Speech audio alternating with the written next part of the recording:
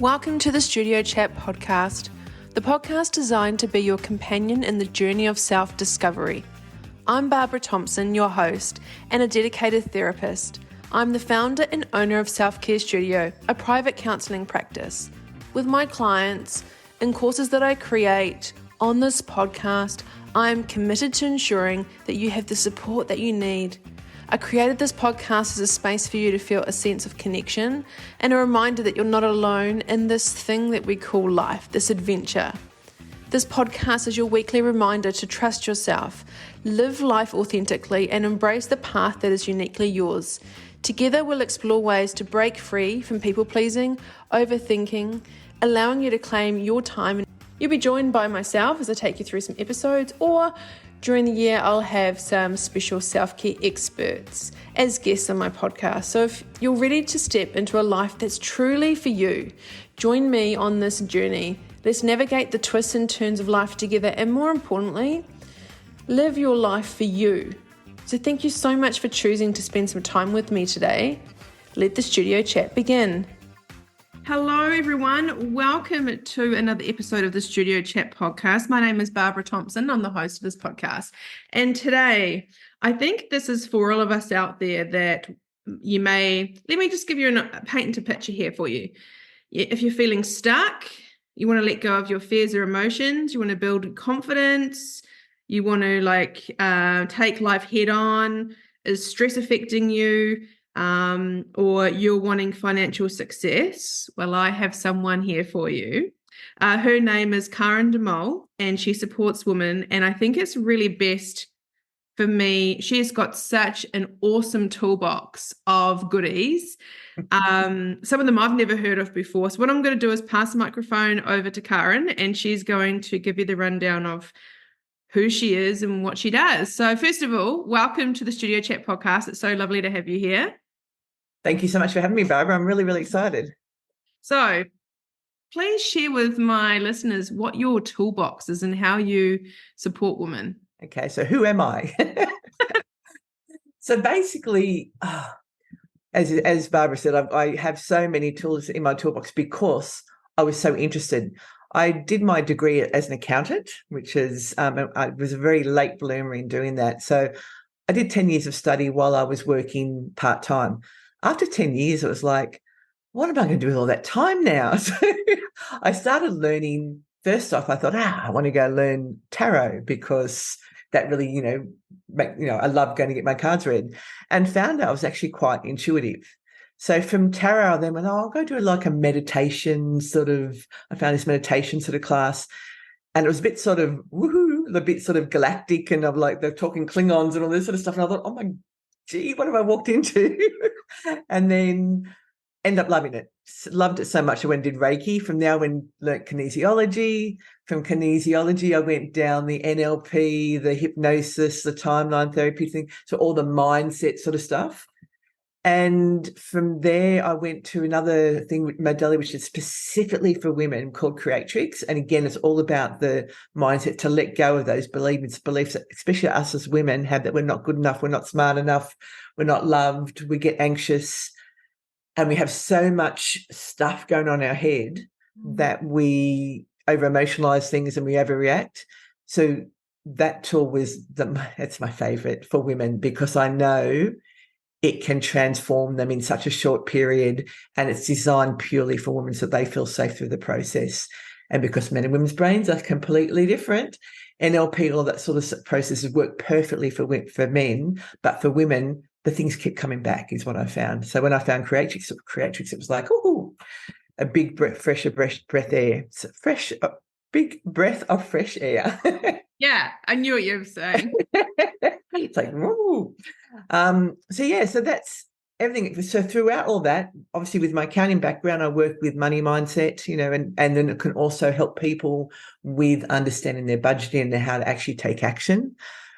But the problem is with anything you do in your life, whether it to be with your health, whether it to be with anxiety, whether it to be money, if you can't let go of the beliefs that are actually holding you back, or the thought processes, you can do all the beautiful affirmations and all those sort of things, but until you can actually transform your beliefs, align them with your values, then those affirmations are going to work. You're going to keep on pushing what you want in life away, all those goals, all those dreams. So that's why I love that sort of work, to actually transform how you think about yourself, how you think about any areas of life, basically. And so through that process, I do the real, like the money, the being an accountant, doing the big beliefs. But I'm also into a little bit into the woo-woo side, starting out with tarot. And I've sort of done the channeling side as well too. And I remember I was at a course, I think it was when we were doing NLP, and I was talking about these Reiki cards that we had, which were galactic. And the reason why I was attracted to that, because I saw them up at a stand at the Mind Body Spirit, was attracted to the stand. And she said, I think you should teach us, because I was teaching them how to protect themselves and do all these different things. And imagine these symbols playing around. And they go, I want you to teach us. I said, I can't, they're not mine. So then I thought, well, I'll channel my own cards. So that's what I did. So I'm currently working with these cards. And I've actually thought what might be a nice idea would to pull a card for your audience and see what comes up. Like if I just sort of think about your audience, if you maybe tell me a little bit about your audience, or like the sort of people who listen to your program. Wow, I have a vast hi to a handful of men. I know that they listen, so welcome. Yes. So yeah, honor those. And then I would say that people that listen to my podcast are in New Zealand, are in Australia, and in the States. And they range from about 21 years old to about 55 years old. So that's the bracket. It's a big, wide bracket that listens to the podcast. So that's who my audience, I think, are just people, or that I know, that are ones that are curious, that want to know more about life, want to know more about, I don't feel right, like I want to take charge of my own life, or I want to learn more about myself, or I can't do this anymore. Yeah. And I do. So normally the pillars are stress, anxiety, depression, can't sleep, hormones, nutrition, weight, health. Did I say relationships? Yeah, so everything, yeah. And probably everything. I'm the one-stop shop here. And it's amazing how everything is all connected. Correct. Like if you're having trouble sleeping, it could be to do with your nutrition, because I also studied nutrition. Because I did like a gut health hypnosis, and to get that passed by the insurance and thing, I had to go and do a nutrition, which I was already interested in, because I had already done a couple of subjects, but then to complete it, to actually get the certification for the gut health. And it all interacts. If you're feeling like shit because your nutrition's not good, your relationships will suffer. If you're at work full on and you're stressed out at work, again, your relationships will suffer. Or you'll let something drop, like your health, and you'll do things to not look after your health. And so everything is interconnected. If you can actually get all of your areas of your life in balance, then things will actually feel a lot better for you. And if you can get like 80% balanced, then you can spend some time on the other ones that aren't quite balanced yet. And that's where your beliefs, your thought processes have a huge play out in those sort of things. Yeah, I think as a collective, I think people who I'm seeing at the moment and the audience who listen to this podcast are very burnt out. I mean, so everyone around the world. Yeah. Burnt out, stressed, and anxious about what's happening, and are just running off their own subconscious conditioning patterns from their childhood. Yeah. And just repeating the same thing, and not really being authentic and not living the life for themselves. So, I mean, I know this is that I've kind of just taken things to the next level here, but I think in all honesty, everyone at the moment is really working out, what is my purpose?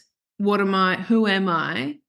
And maybe I don't want to follow what everyone else is doing. Maybe I actually want to be around people I like. Maybe I want to do things that I want to do, and starting to question and be more aware. So I think, whatever the card draws, I really feel like it's what people who are listening right now need, because there's a lot of obviously uncertainty. Yeah. But people feel lost, and I think the burnout and stress is coming up a lot. I feel like that's a lot. Yeah. And I remember actually going through that, like to really feeling like, who am I? What is my purpose? And I think that's probably why I went down, the road of doing different things after I did my degree. It was like, okay, yes, I sort of went and did accounting, but that I didn't think that was my purpose. Like, yes, I may be good at it, but it wasn't. I think I was here to support people more so than actually doing a career in accounting. So having that feeling, yes, I felt fantastic because like before I did my degree, I thought I was stupid. I left school at year 10. And in maths, I was like in the second last grade, but it was like through working, I was very I'm very street smart is what I thought. So I was living alone from the age of 15 and I'd had a lot of grief. Like I lost my father, lost my stepfather. Then my mother moved away because she was grieving. So I kind of brought myself up and I kind of got thrown into jobs. I was never out of work. And I had lots of friends and I had a great time. At 15, I was out there partying and drinking and smoking and doing all the things you should be doing at 15. But I think a part of me was like, well, who am I? Yeah. What is my purpose? And I used to go and get tarot readings to try and find out what I should be doing. And it kept coming up that I should be a counsellor or those sort of things. But of course, I had to keep on working to pay the rent, et cetera, et cetera. So when you get stuck in that cycle, it's hard to actually get out of it. And it's not until you actually go and learn a few things about yourself and actually look inside to realize who you are. Because people can tell you to your face, how wonderful, how amazing you are. Doesn't matter. But if you don't believe it, it's just going to go, you're just going to, oh, yeah, thanks. Even if you can accept the compliment and go, thank you. A lot of people can't, especially women. They have a problem with accepting compliments because they don't feel good about themselves. So when you actually can, first off, get your self-esteem and actually feel good about yourself, and feel worthy and feel that you belonged and you're loved, then you can start looking about what it is that you want career-wise or what you want health-wise or those sort of things. So it is a journey, and it's a journey that you have to sort of go within to find the answers. And I know I needed help for that. I couldn't do that on my own. Like I had a coach to start off with and then started going, I want to help people the same way that I'd been helped. So it is, the first start is be aware. Be aware that you actually are feeling that way. A lot of people try to push that down and sort of get on with life because that's the way they've been brought up, that you just have to get on with it.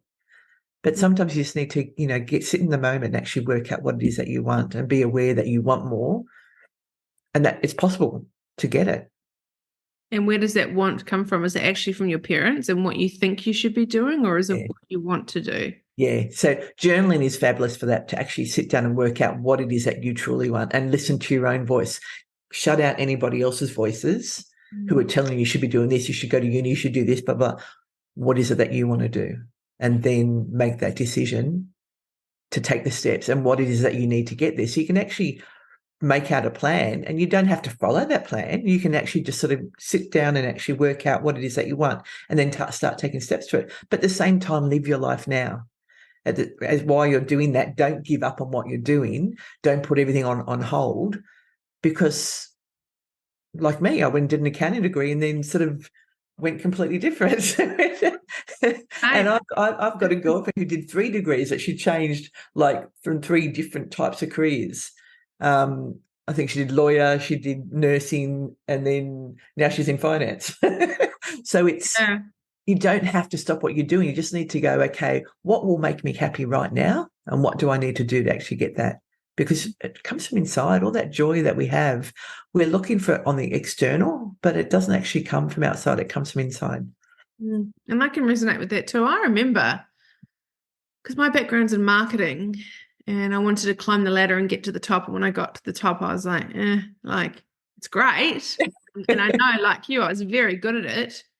But I used to envy, I've got friends that are teachers and they're in the police.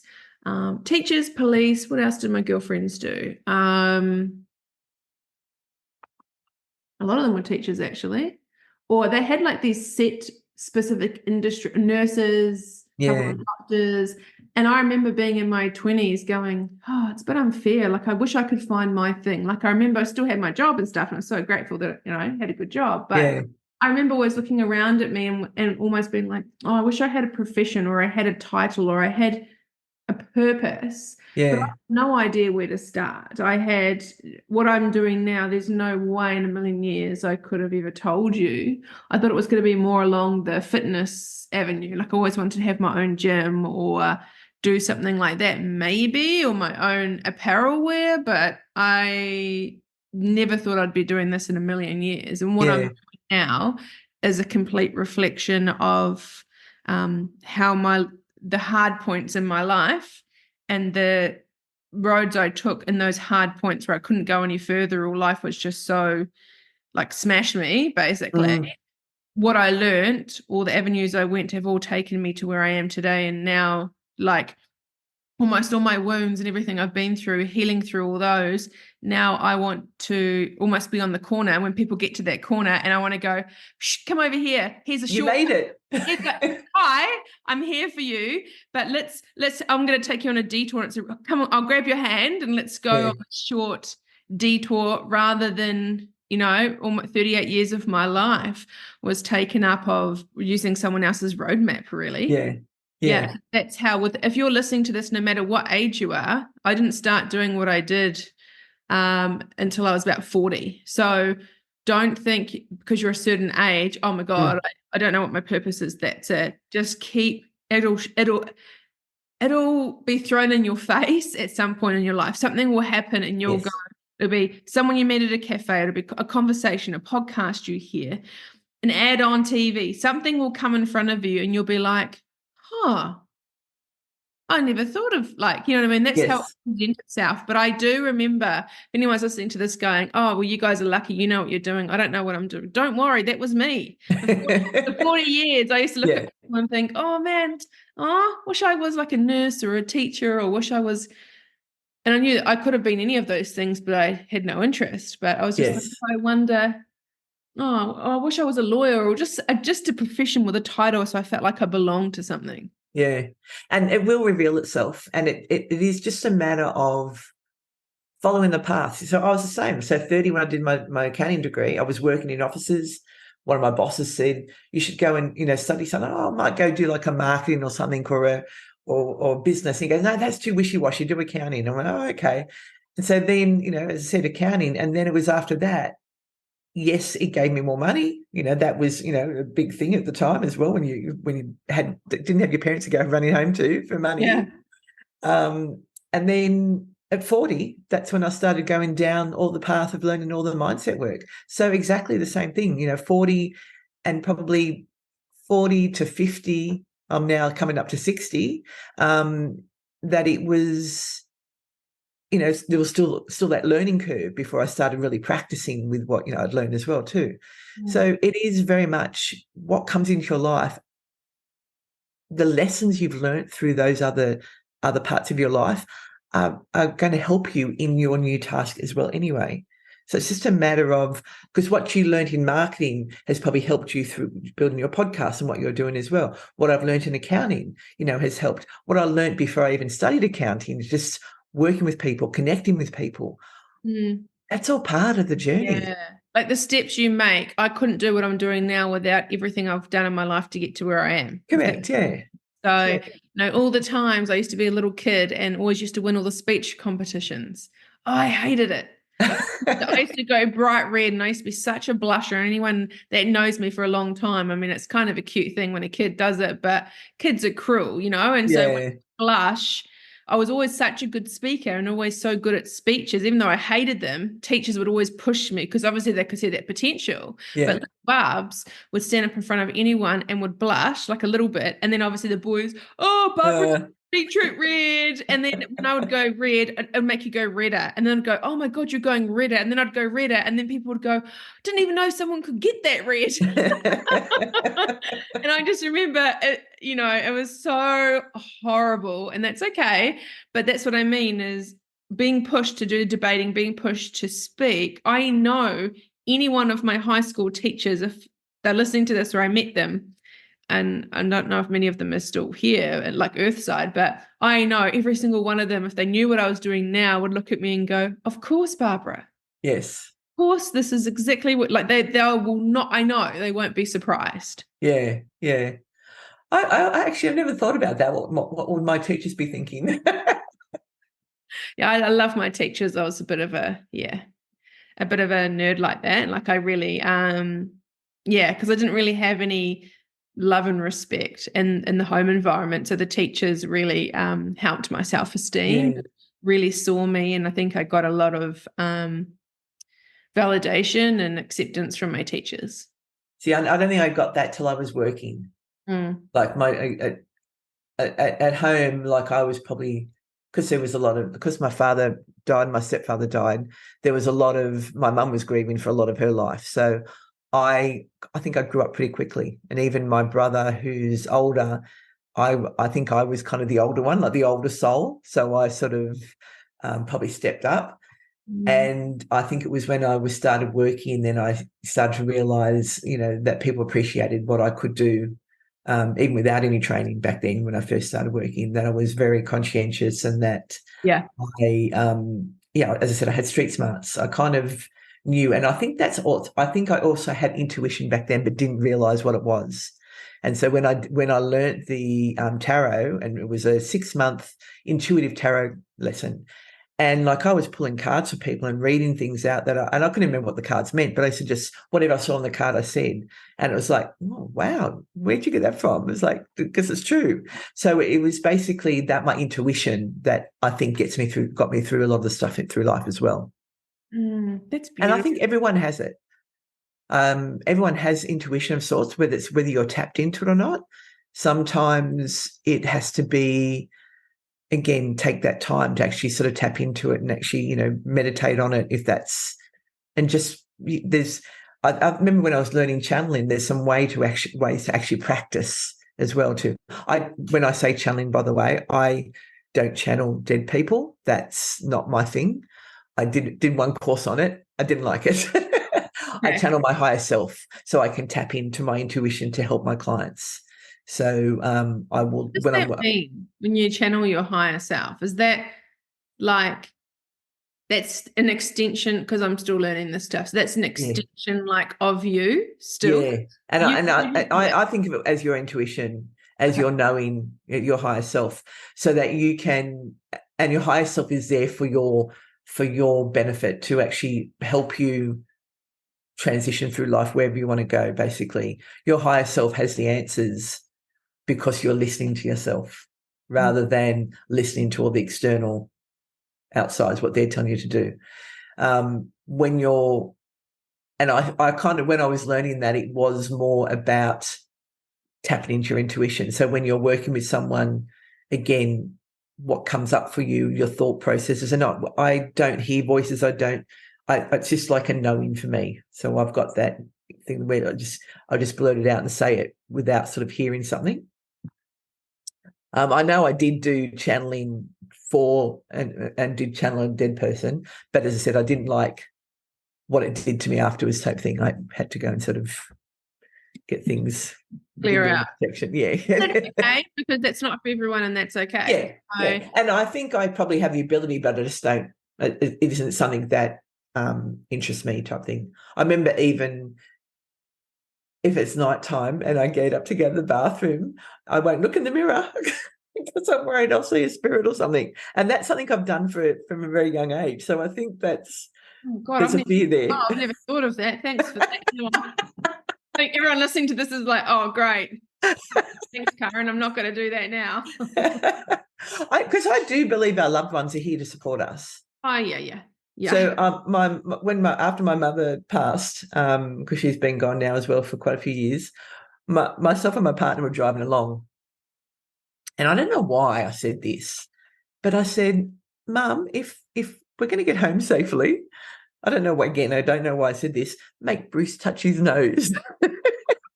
And people can't see this, but he rubbed his finger up the top of his nose and pushed his glasses up, and it was like. And obviously you said that all in your head. Yes. Oh, yeah. No, I didn't say that Because loud. people are like, oh, well, you told him to do it. So I just wanted to let people know that obviously you're saying it in your head. In my head, yes. Your mum saying, if we're going to get home safe, get him to touch it. So I believe that our spirits, the spirits out there are looking after us. They're not here to harm us. Oh, no. Oh, so it's obviously just something I just don't want to see or talk to. Whereas I know lots of people, and they do such great work helping people with the spirits. Yep. But I just prefer to tap into my intuition and help my clients that way. So I had a client here yesterday, and I actually pulled a card for her, like from another deck, before she came to see me, because I thought I just need to know what to help her with, because I've been seeing her for a while. And it was quite amazing. Every time I pull a card for her, or for anyone actually, it was exactly what we needed to work with as well. Like when she started talking to me and I was trying to work out what we're going to work on that day, it was like, oh my God, that's exactly what that card said. So I sort of kind of used that in the hypnosis that I did with her as well. So, yeah. But let's pull one of these cards and see what comes up. Okay, everyone.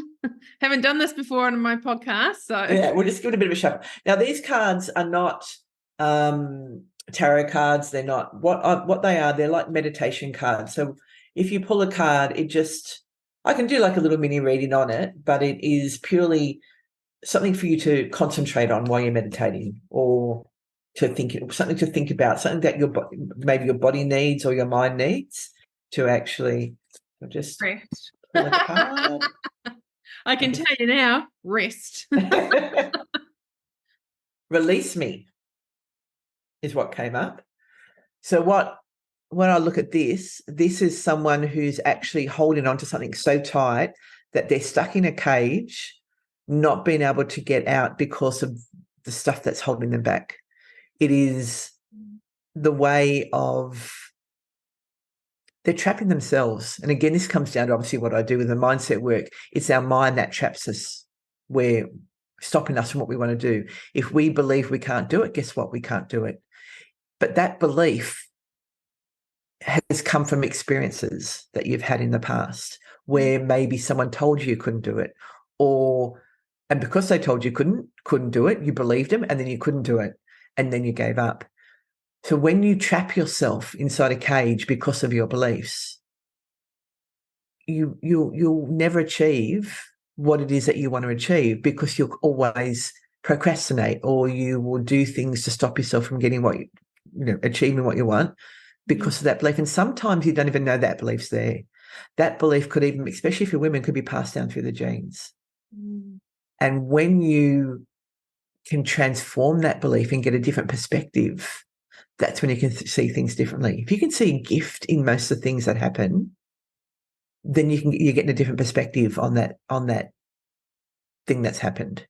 Like I know when I got cancer 2-3 years ago, I saw that as a gift, because I could see that as my way of transitioning from accounting to do this full time, do the work that I love doing full time.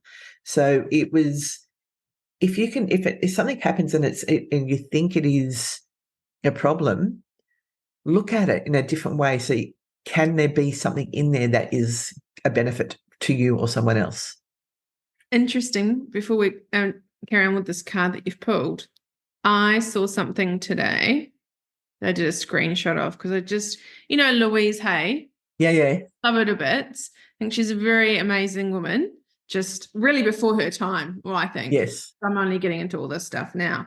But I found something that she said, when something happens that is unexpected, it's a shock, it's big news, or you don't really know what to do with it, she says is, all is well, everything is working out for my highest good, and out of this experience only good will come, and I'm safe.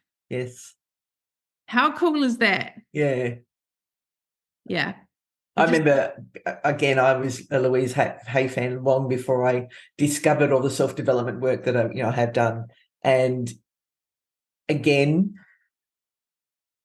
if you don't believe what she said, it'll go in, like you'll listen to it and go, oh, that's beautiful. But if you still have a belief that you can't do that, then you eventually forget that. That's why women's problems come back, is because if they try the affirmations and they do all those things and it works for a little while, but as soon as they're triggered because of a belief that they've held on to for a long time, then they'll have an issue again. That's why you need to actually transform those beliefs, transform those feelings, those emotions. And women are meant to be emotional. Emotions keep us safe. Yeah. Being afraid, that's there for a reason. But it's when we're using them in the places to stop us actually to find our joy that it's a problem, or where we're living so stressed and then yelling at people and pushing people away because of the stress that we're under and the emotions that we're holding on to. That's when it's a problem. So that's when you need to actually transform your beliefs, transform your emotions, and let them make them so they're not so uncomfortable. So you're not holding on to things for 48 hours a week and your mind's not constantly going over and unforgiving yourself and all of those things that you've done. When we can stop that head chatter to the point where we're at peace, that's when you can live your life in joy. Yeah, but also that caged, what was the word again? Release or something? Release me. Release me. So I think the other side of release me and being trapped is a lot of people just shut themselves off. Yes. So they're in a life they don't like, but oh well, I'll just shut it off. I'm feeling something, shut it off. They shut everything off, and then what happens is it all gets trapped in the body. Like Correct. all their emotions, they close the doors. And I feel like that card is also for anyone listening to this.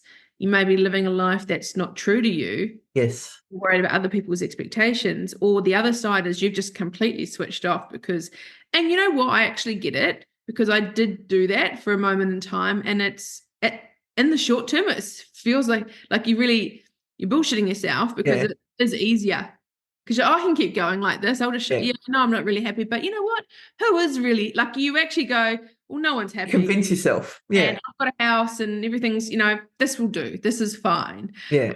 So you just keep shutting off to the point where you think it's easier. Yeah. But the thing is, the more you shut yourself down like that, it will come back to bite you later on.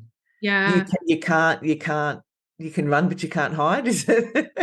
Yeah. And that's also the same with like, you can live your life and like drink or smoke or do drugs or gamble or whatever your choice of. Everyone's got something. There's not anyone in the world that doesn't have one thing that they do as a form of release, as a form of sabotage, as no matter how you're healed, everyone has something. And I think, again, that form of escape, we can only escape for so long. If you're aware of why you do it and you do it, I think that's a great part to it. Yes. Well, that's the first part. When you're aware, that's when you're willing to change, you can take the steps to make the changes. But if you're not even aware, so you've got to come into awareness first.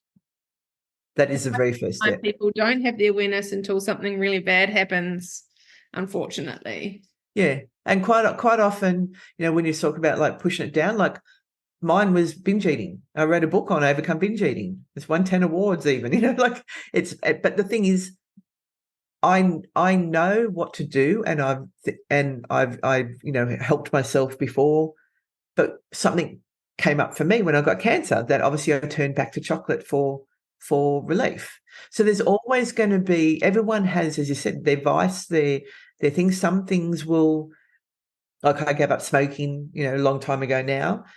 That was one of my vices. So we've all turned to something, whether, as I said, whether it be gambling, alcohol, binge eating, over exercising, all these different things we do, over partying, whatever it is. The first thing is awareness. The second thing is wanting to change that problem as well too. Sometimes you feel that is not something that you're willing to give up yet. And when the time is right for you to be willing to give it up, then that's when you'll actually take the steps. What was the name of your book, the binge eating book? It's called Eating Secrets. Okay. Excellent. I'm going to put that in the I'll send you the link for that where they can I'm going to buy it people too, interested. so I can have it in my library. I've got a library in my beautiful practice. So I'll buy it to read for myself, because I'm a binge eater as well. So I will buy it and read it. And I'll get you to get it from my website, and then I'll send you a signed copy. Oh, Oh, okay, thanks. Fancy. I don't think I've ever had a signed book from me before. Well, Haven't you? Oh. No. See, I'm excited. We all have something. I really want to normalize that. Please, the more perfect someone, it's not, I'm not shaming anybody when I say this, but it's so easy, especially in today's day and age, to look externally and be like, why, how has everyone got their stuff together? And how is everyone, wow, like, they haven't. Don't get bought into that, because no one is. We're all fumbling our way. We're all learning. We're all trying things out. A lot of us, are struggling at some point of our lives and have been through it or going through it or are going to go through it. So just be kind to yourself and give yourself compassion, and just always look internally and always look at your life. I know it's easier said than done, but don't worry about everyone else, because if you try and keep up with everyone else, again, you're pulling away from your life. Yeah. But all those things, people are running away. The bigger boat, the bigger house, the bigger thing, they're all great, and people work really hard to get those things. But that's when people, I think Jim Carrey was really, something went viral with him saying, I wish everyone could be famous and rich for a day to see what it was really like. Because it actually doesn't actually bring you happiness. That happiness comes from within. And the happiness is that belief in yourself, and to know that you're achieving what you want to achieve. And you feel good quite often by following your values and aligning everything with your values and doing things in line with your values. If you have a value that you people come first, then you're actually going to help them, and you're going to feel good about helping them. But at the same time, you also have to help yourself and look after yourself. So you need to actually align everything and find out what it is that's holding you back, and look at those beliefs rather than just looking at everybody else and comparing yourself to other people. Because that, as you said, you look on Instagram and they're all sort of Instagram beautiful, and it's all a lie. Mm-hmm. Everyone, yes, people are happy at times, don't get me wrong, everyone has their times of joy. But what you see on Instagram, what you see on Facebook, that's a second of their life.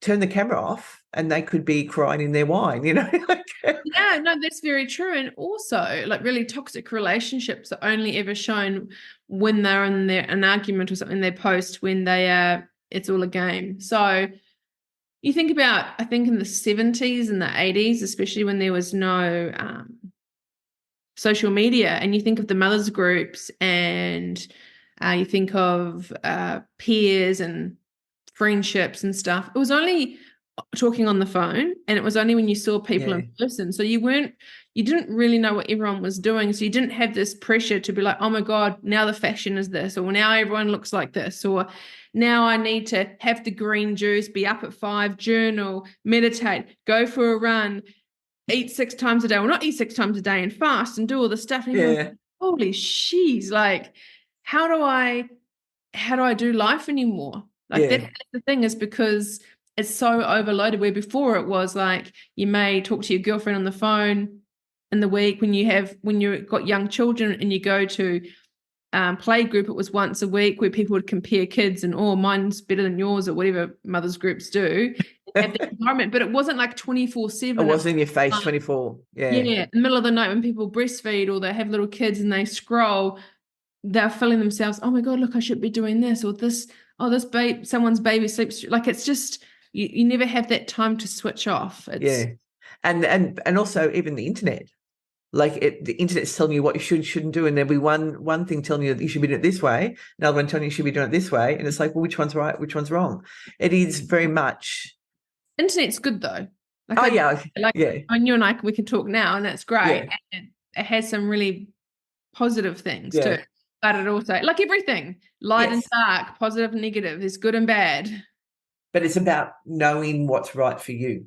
And that's where you need to actually, I even, like, when I'm talking about, like you talk about paleo, like nutrition and all that sort of stuff, like paleo, which diet to go on. Ultimately, it comes down, what does your body say when you eat those foods?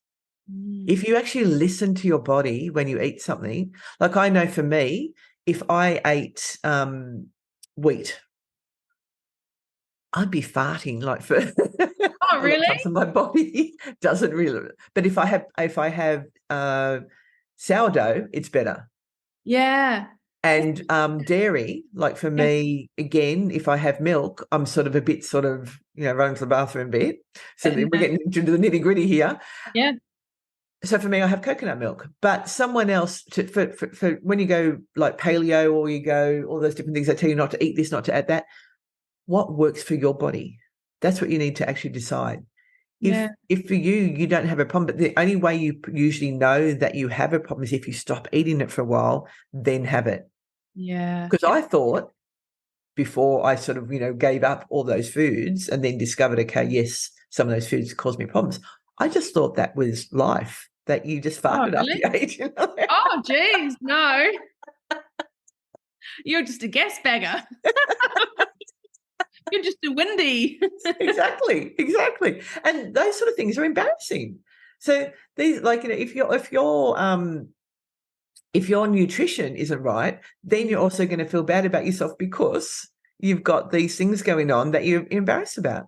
So it is very much, you just got to listen to what comes, like listen to your thoughts, listen to your body and work out what's best for you.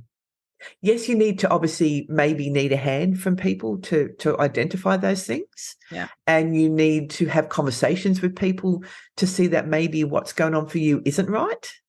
Because I remember talking to a girlfriend at the gym and she was talking about some things. And I said, well, maybe you should look at, cutting out dairy to see if that's a problem for you. And when she did, her bloods held, like her blood cells, like she had to go and kept getting top-ups. And she goes, for the first time, they're actually holding. So she realised then for her, dairy wasn't right. So it isn't a matter of not listening to other people, because other people have some things for you that you can take on, but you need to identify whether that's right for you. And and right for you now, because our bodies are always changing. correct, So, yeah. give yourself the power too. And learning about food yourself and learning about nutrition. And it's so fascinating and interesting. And if you don't like the taste of something, don't eat it. Yeah, exactly. Just because, what do I don't like? I'm not a fan of ginger, which sucks because obviously it's very good for you. Yeah. But it makes the only thing For is some people, it's not that good for. oh yeah, If you've got certain conditions, ginger may not be good. I just gag. Yeah. And seafood, can't stand it. Yuck, gross. So so anything seafood, nope. Peas. Yeah, I'm peas and mushrooms and capsicum. Yeah, I don't like peas. They're awful. So I actually can do a process with someone if someone wants to, they've got a problem with the food that they eat, that they overeat on, and that, like chocolate. I can actually turn chocolate into something that they hate in their mind, like through hypnosis. I can do a process where I can actually turn that chocolate What I want into something disgusting in their mindset. Like, and you could make you can turn it into poo, but it's also good to turn into a food because let's face it, we talk about poo, but you don't eat it. Well, you don't eat it. Some people, some maybe babies do, but we don't. So that your mind would sort of not go to that, like would not turn it. Where if I turn it into mushy peas and liver and seafood, then you can actually, your mind can then go, oh yeah, I don't want to eat that because I really don't like those sort of foods. So there are things you can do with hypnosis to actually help with those sort of things. Send you my list. Yeah. Things that I want to cut out. But at the same time, who wants to cut out chocolate? I mean, come on. Yeah, it's so true. But it's also just getting to the bottom of why we do what we do, and also giving ourselves grace that, life is for. That's why it's called balance. Life is for enjoyment too. Yeah. Do you want to hate your life 95% of the time to weigh 5% less? There's that saying. It's like, and anything you're going to do, everything works. Every single diet, every single food plan, keto, paleo, qualitarian diet, like anything like that, all works. Yes. But you got to stick to it for the rest of your life. If Good if point. you find a healthy eating plan as opposed to a diet, Yeah. that's what works. Yeah. So I know, like I did work with a coach, and that's when I probably first discovered about wheat and dairy, and then we just cut out everything. We didn't actually go on a diet. I said, it sounds like a paleo diet because we're just cutting out anything processed, Yep. anything inflammatory is Yep. what it was. Looking at all the inflammatory foods. If we just stuck to foods 80% of the time that weren't processed, we wouldn't have a problem. But No. it's all the foods that have been packaged ease for ease of life. They're what the problem foods are. Like if you look They're back not at our food. That's not food. no, exactly. Cereal is Exactly. not food. Biscuits is not food. Anything that you can't read the back of the packet and know exactly what it is not food. Food, yeah. Chemical concoction. Exactly. Yeah, yeah. And I Green just like vegetables. And I'll tell you what, once I went through that process, there were so many foods that I could make that were delicious with natural foods. any examples that you can fling us our way to Oh, yeah, definitely. I used to make my own chocolate. Well, actually, I still do make my own chocolates in the fridge at the moment with coconut oil and cacao. And I usually throw in some nuts, some coconut. I usually put in some stevia for thing. And then you can use honey. You can use rice malt. I use rice malt syrup over honey just because the hit I get of insulin from honey. I still do have some honey. Another thing I make is a chocolate mousse made with avocados, cacao, honey, and what else do I put in that? Vanilla and coconut cream. Delicious. Put that in the fridge for overnight. Then you've got chocolate mousse the next night. Okay. And I know you think avocados, chocolate mousse, but it is actually really, really delicious. I'll take you on that. I have heard it before. I think I tried to make it once, and yeah, I did go Didn't through work a out? stage in my life. Yeah, I went through a stage in my life where I bought all those raw books and like, you make one recipe and you buy like 50 bloody ingredients and it costs you a fortune, you make it. And I tried it and I was like, well, nah. So I'm a bit when it comes to those kind of things because I've been well those ones aren't ingredients that you don't have in the cupboard. yeah, Basically, but coconut back then cream. it was like buckwheat and all that kind of stuff, Oh, which yeah. I don't have. So it was kind of now things you can find in the general supermarkets. This is a few years ago. But the ingredient list was like, very, very long and it was all natural and stuff and just the raw treats and stuff. And I made them. I was like, oh, nah. But I'm not a, seasoned cook or anything. Like I enjoy preparing meals, but I like to be basic. Yeah. I mean, have you got Thermomix by any chance? No, but I keep, Yeah. my clients do. And I feel like, do I need to get one? Oh, I mean, I have to admit, since I got cancer, I don't cook as much, obviously, but I'm starting to get back into it again. People talk of it as being a very expensive soup maker. Yeah. But it does make some amazing things as well too if you're into cooking. So you can actually do a whole meal on it. You can, it does do great soups, by the way, but you can actually do other things with it as well. Like the one I've got, it's an old one now, but it has got the one with the little tray up the top where you can put meat in the top bit while you're cooking the veggies in the bottom bit and stuff like that. So it is. But then another thing that people rave about it, which I don't have, is the air fryers.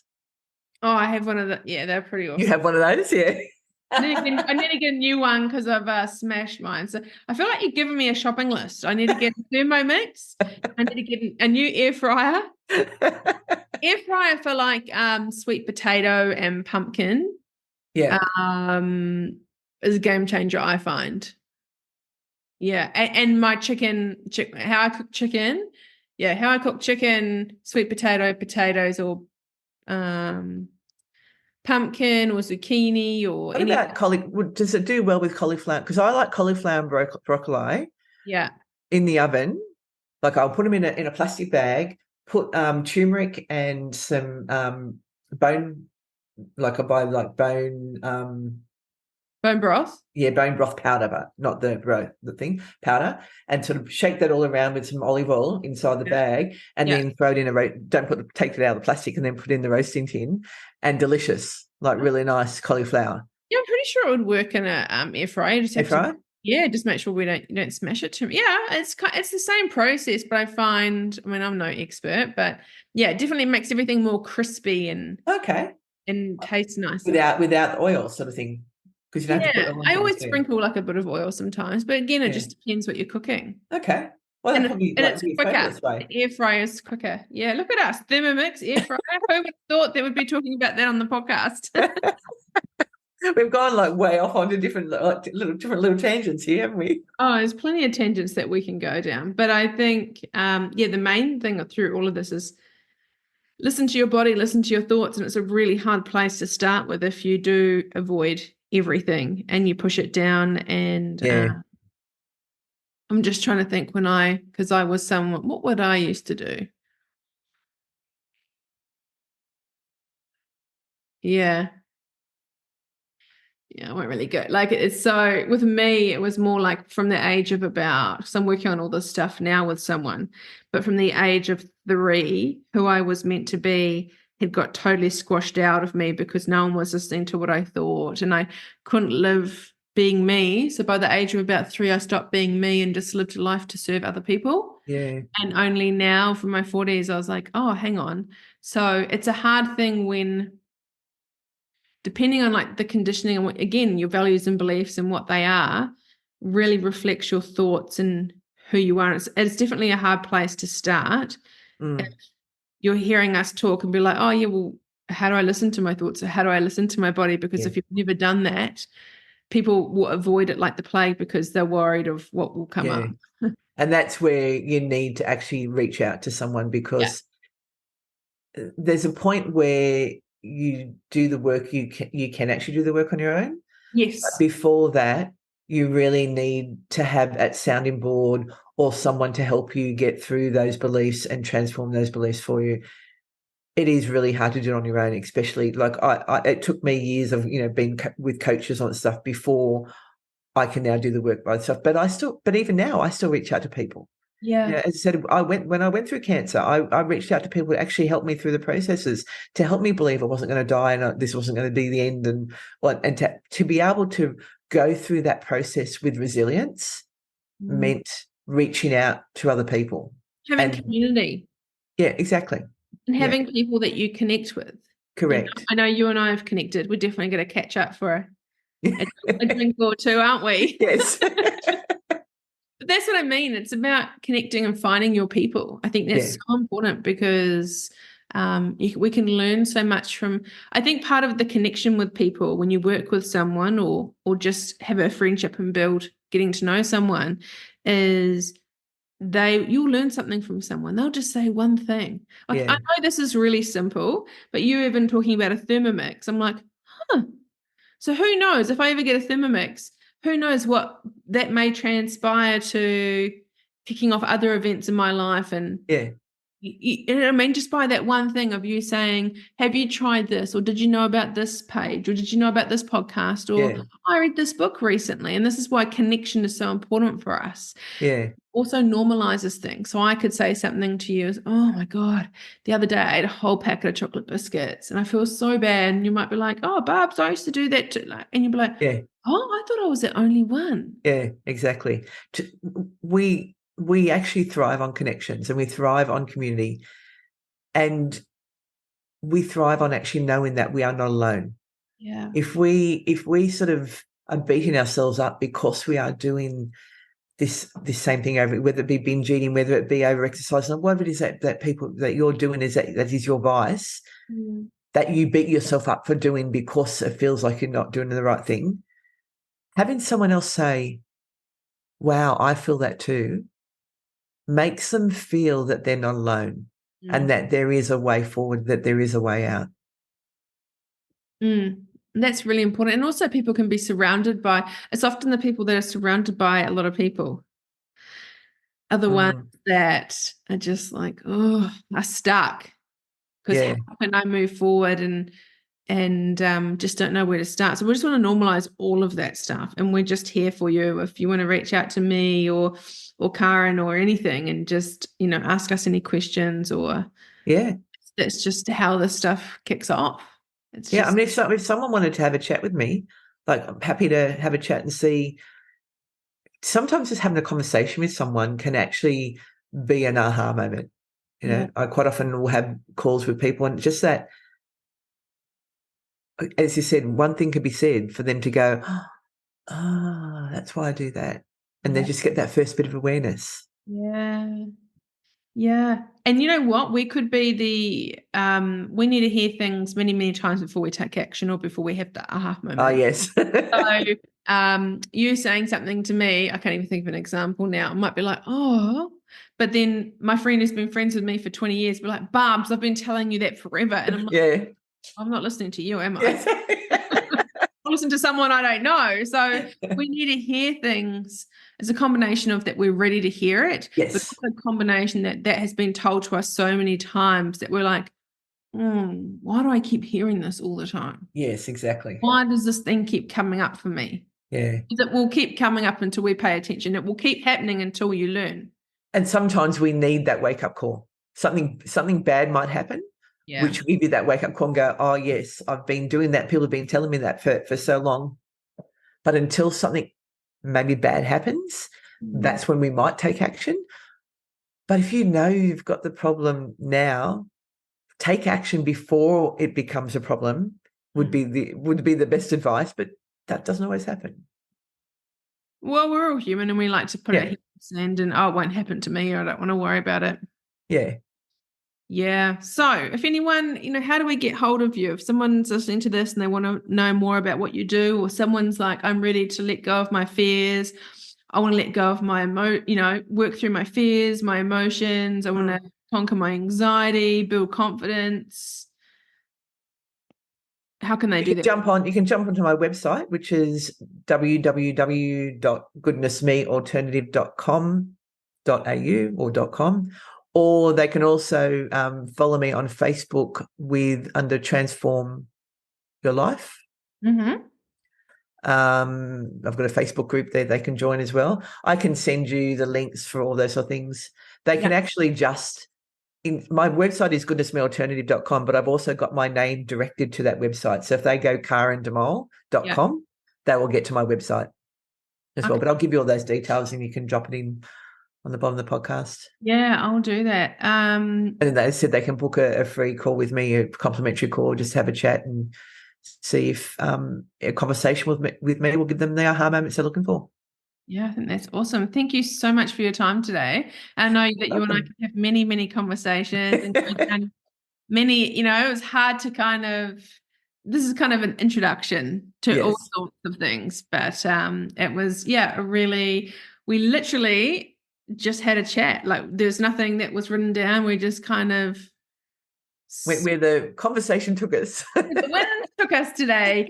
You know what? It was so much fun. Thank you for just being so free and open and just, not many people can do that on a podcast. So thank you. I love it. I love it. And that's what this is. It's about conversations and again, enjoying the conversation and having fun at the same time. Mm-hmm. For sure. So if anyone's feeling trapped in that cage right now, we're speaking to you. Message Karyn and she'll, point you in the right direction. So yeah, thank you so much for such a wonderful conversation today. Thanks a lot, Barbara. I really enjoyed it.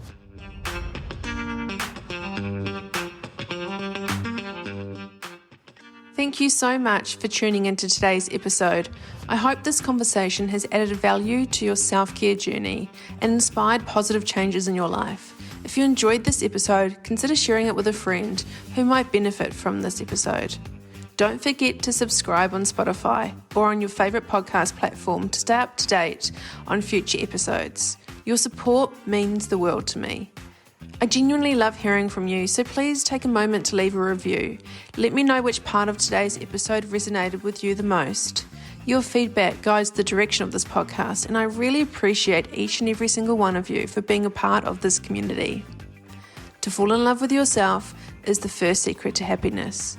To find out a bit more about the Studio Chat podcast, head over to my Instagram page, Studio Chat Podcast, or if you want to find out a bit more about my counselling private practice, head over to Instagram on self_care_studio, or head over to my website, selfcarebybarbarathomson.com.au. I'm really looking forward to seeing you on the next episode. Until next time, take care of yourselves and keep embracing the journey of self-discovery.